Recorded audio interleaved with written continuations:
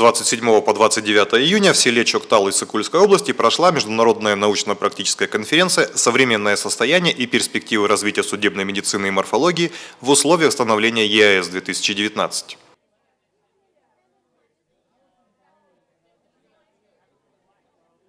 Мероприятие было приурочено к 5-летию Кыргызской гильдии врачей и судебно-медицинских экспертов, 25-летию медицинского факультета Кыргызско-Российского славянского университета и 80-летию Кыргызской государственной медицинской академии имени Ахунбаева.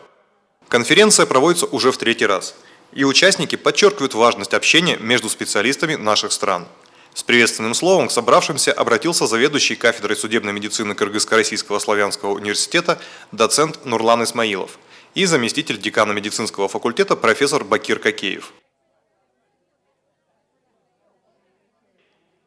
На Иссык-Кульскую конференцию собрались ученые, патологоанатомы и судебно-медицинские эксперты из Кыргызстана, России, Казахстана и Узбекистана. В течение 3 дней обсуждались вопросы научного и технического сотрудничества, обмена практическим опытом.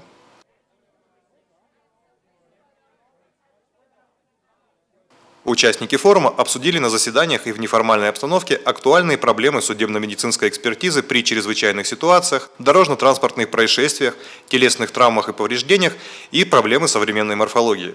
К сожалению, на конференции не были представлены районные и областные специалисты нашей республики.